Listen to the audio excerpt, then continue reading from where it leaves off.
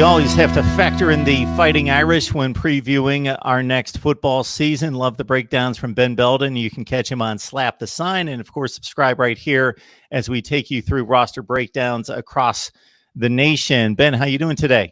I'm doing really well. Excited to talk about some football. Absolutely. You know, we talk football here every day, but it's not been a whole lot of football talk in recent weeks and months.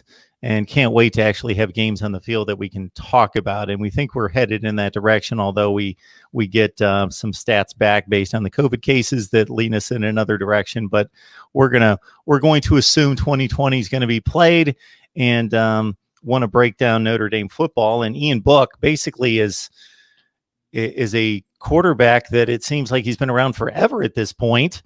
Comes off a tremendous 34 touchdown, 6 interception season. I've asked you this question in the past, just trying to take his game and see if there's anything that could be improved that's realistic for him.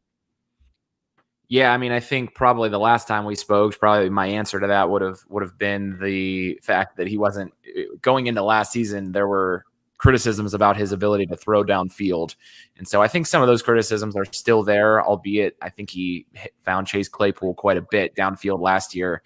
I don't know. They call Ian Book a game manager. I think that's what a lot of experts are trying to say, is that he's a game manager at best. And, you know, I mean, the guy for over 500 yards and a few scores last year, you know, made some plays improvising. I don't think Ian Book really is a game manager, and he's back for a graduate season. I mean, he has graduated from the University of Notre Dame already, and so he's got experience, and I think that people are going to realize that he's a lot more than a game manager this year, if I had to make that prediction. And if you just look at the sheer stats, it speaks to much more than game manager. Again, a 34-6 touchdown to pick ratio, and when you're completing almost 8 yards per attempt, you're throwing the ball downfield for sure. Speaking of which, Chase Claypool gone. Chris Fink as well. Claypool, one of the more productive receivers in recent times, and Cole Kmet out of that passing game, the most recent in the long and illustrious line of Notre Dame tight ends. So we're going to see a lot of different playmakers downfield this year. Yeah, I mean, I think Claypool's obviously kind of the big one in that regard. I mean, he had I believe he just got over 1,000 yards receiving towards the end of the season there. A lot of people are really excited about Kevin Austin, who has been kind of up and down in terms of, you know, his career at Notre Dame. He hasn't seen a ton of playing time and hasn't produced a lot, but in practices, you know, you hear all the time about how he flashed and how he was able to things against good Notre Dame corners in practice. And now it's kind of a matter of him getting the opportunity, first of all, and then being consistent enough to continually get the opportunities. So that's a guy to kind of keep an eye on. Tommy Tremble was sort of the backup tight end last year. He's in his third year on campus after, you know, redshirting his freshman year. So he got to play quite a bit last year. Early on, he caught a few touchdowns. Kind of went silent for a while and then kind of reemerged sort of as the season on. So he's a guy. And then after that, you know, there are a host of guys that Notre Dame is really excited about in terms of, you know, speed and athleticism. I think Braden Lenzy, if you remember thinking back to the USC game, he just kind of took a simple toss reverse and just went untouched to the end zone for about 50, 60 yards or so. And just, he's a track athlete. I mean, he was recruited also to be on the track team at Notre Dame. Lawrence Keyes, kind of a similar guy, might be taking over that slot position for Chris Fink, like you mentioned. So a bunch of guys that, you know, Notre Dame, highly ranked recruits, lots and lots of speed, but just not a lot of experience in terms of high snap counts. But I think I think Notre Dame fans should be excited about these guys. And it's really going to help that they have a very veteran quarterback and a good offensive line that's going to, I mean, they have to worry about those types of things. It's just getting the ball in their hands and letting them go make plays. So Lenzy caught 23 yards per reception for Lenzy on 11 catches, obviously helped out by the one big play against USC on only 11 catches, but still 2 touchdowns, Keyes with 13 catches. And then you also mentioned Tremble's contribution with 4 touchdowns and 16 catches. So these guys have been on the field for meaningful minutes, but not the go-to guys that are racking up 60 and 70 catches like a Claypool and a Fink at 66 and 41 with 17 combined touchdowns. So that's the next wave for Notre Dame playmakers. Got Ben Belden on the line from Slap the Sign. I encourage you to jump on over there for the deep dive on Notre Dame football. Jafar Armstrong, he's back, correct? To lead correct. The rushing game? Yeah. So how does it stack up at running back for the Irish? A lot of the same type of a conversation. I think the guy that ended up leading them in yards last year is Jones Jr. He's gone to the NFL as well. But really last year, Tony Jones was basically the guy, but was he a tremendous, irreplaceable fit at the running back position? Wouldn't really characterize him that way. Armstrong has battled injuries during his playing career at Notre Dame, so it'll be interesting to see if they use him as kind of the feature back. He came in as a wide receiver, so there's been some talk that maybe he kind of goes back to playing the slot a little bit more, or kind of like a running back wide receiver hybrid position that Notre Dame's kind of become notorious for with like the Theo Riddicks and CJ Prosises of the world. But Notre Dame's just got they've got about 6 guys in the running back room. Sibo Flemister, Jameer Smith, Kyron Williams all got carries last year at different times. They're adding basically a 5-star, if you look at a composite ranking, running back, and Chris Bree, who has just game-breaking speed. I mean, he'll be a true freshman, but he figures to get carries. And then they added a graduate transfer in Trevor Spates from Stanford, who was recruited to Stanford by Notre Dame's current running back coach. And so he's going to be, you would think that he's going to be in the mix getting carries too. So theoretically, I think you could see 6 different running backs for Notre Dame get carries this year, and then eventually they're going to probably run the hot hand after that. So Ben, the offensive front, obviously always a strength at Notre Dame, or at least in recent years. Where are the losses there? Who's coming back, and what do we expect? There really aren't any losses on the offense side. And in fact, Liam Eichenberg, their left tackle from a season ago, he's coming back for a graduate year. Aaron Banks has gotten a lot of run. Jarrett Patterson's the center. He started last year. Tommy Kramer's been in and out, and Robert Haynes just kind of went left tackle to right tackle there. But, they're basically returning the whole offensive line. And, experts have said that, I think Notre Dame had an underwhelming year last year on the offensive line. Their stats were, they kind of averaged out to look pretty good rushing wise, I guess you could say, because of some big rushing games against lesser opponents.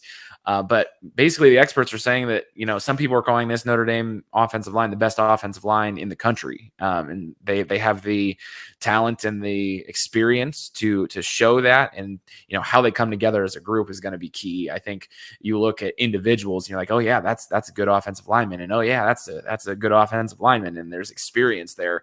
It's just, like I say, bringing it all together and working as a unit is going to be the key for that group. Yeah, it's different than any other position on the field. You need cohesiveness and chemistry, certainly at linebackers working together, the secondary, but nothing close to the offensive line. So it's not just about let's get in the 4 and 5 stars and we'll be good at offensive line. They got to work together. And I think offensive line coach for a position coach is probably the most important of the position coaches across the board, depending on the situation. But generally, that's where I go with that. All right, Ben, going to hit you with 2 interesting questions regarding where the offense could be going this year. So you got a new offensive coordinator in Tommy Rees, but obviously as a quarterback at Notre Dame and most recently quarterback's coach, he's certainly entrenched in the system. Have we gotten indications, and this would be a much more pertinent question had we seen spring football, but any indications of what this offense could be different than what we've seen in recent years? I think that's probably the pressing question, to be honest with you, when it comes to Notre Dame football. Is Tommy Rees, well, first of all, is it really Tommy Rees's offense?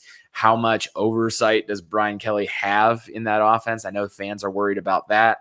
I don't know, but like you said, it's not like when Chip Long was brought in 3 years ago to be the offensive coordinator, the advertising that Notre Dame was doing was they were still going to spread teams out, and they have, but they were also going to be a lot more physical. Whereas before, Brian Kelly was more of, you could probably characterize him as more of a spread type guy with, more of those finesse type.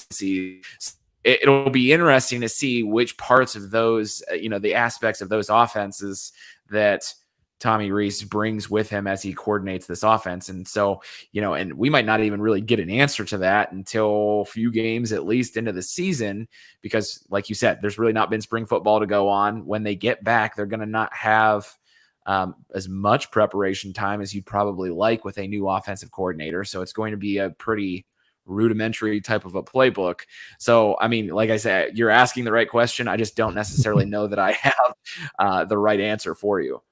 Mark Rogers TV, the voice of college football, breaking down the game we all love each and every day with the best bloggers, broadcasters, writers in the industry, discussion, debate, and analysis every day, typically live, and bringing you a rundown of the Notre Dame offense with Ben Belden from Slap the Sign. So here's the next one I'm going to hit you with, Ben, would be going back to the matchup with Clemson in the playoff versus, of course, they're headed your way in November at Notre Dame. Because when we run down the personnel, and this has been the case going back a few years now, the personnel on offense for Notre Dame, it looks almost as good as anybody in the country. I'm not going to raise it to the very, very top of college football, but very capable quarterback, what I consider better than a game manager.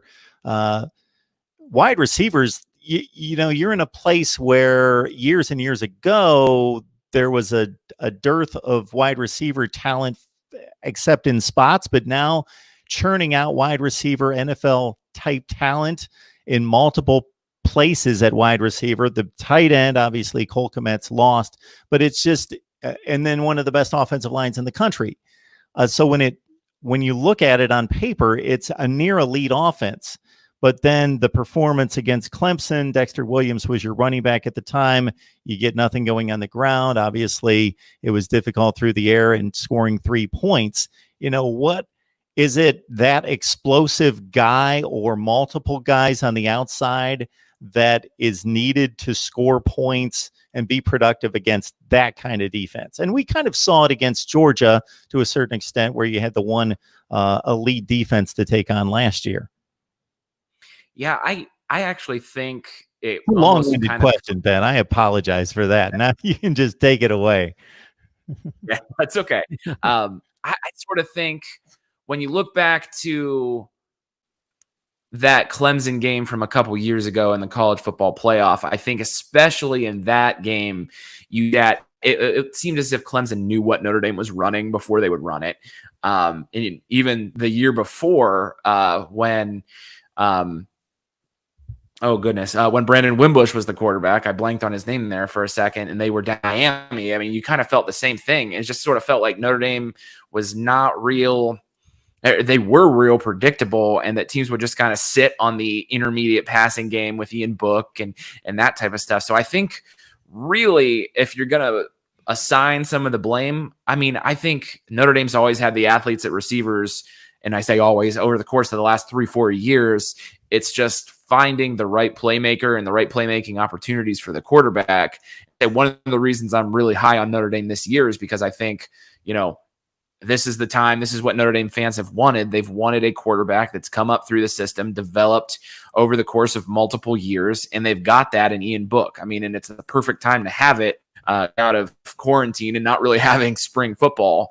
You want your quarterback to be the guy and the leader and all of that stuff. And by all indications, Ian Book is. So like I say, I'm high on Notre Dame to be able to improve in that part of their game, because I don't know. And I think, to just kind of wrap up my rambling answer here, I sort of think that, some of these young receivers, I sort of think that playing receivers maybe in college is maybe the easiest position. Someone who has not a lot of experience to go out and just play, because you can run routes and catch the football to a certain degree. I understand that there's more to it than that, but having Ian Book, and I just keep going back to this and I'll continue to bang this drum, but having Ian Book with his more than game manager playmaking ability and experience is just going to pay dividends, I think. And I would expect that they should be able to move the ball even against the most elite defenses that they play. And so I'm going to preempt the comments that are going to come in that are going to say that I've disregarded the rest of the schedule, because I am the last person that does that. Believe me, I know that there are an average of 4 to 5 upsets in the top 25 every week. So I'm not discounting a difficult game against possibly Wake Forest. Of course, the Wisconsin game, Stanford could be better. Pitt's always a difficult out, as they were a couple years ago in South Bend. Yes, but just trying to see where that Notre Dame offense that's been very productive against those kind of teams, and even better than the list I just gave, could match up in what everyone's looking at in November 7th, Notre Dame Stadium against Clemson. No, I mean, I don't think so. Like I say, I think Notre Dame is just kind of in to hammer home this point. They're just better. They've had more depth over the past couple seasons. So, in years past where you lose, I think, I was looking at the numbers earlier today. They lost 3,000 yards worth of, rushing and receiving yardage from their team last year. Whereas that would have been a very difficult thing to replace in years past. I just think that in this particular instance, with all that they've got coming back, they are in a better place to replace those guys. So that's really, like I say, that's really kind of the overarching theme here. Okay, Ben, we'll talk some defense next time. Appreciate you stopping by. Sounds good. Thanks for having me.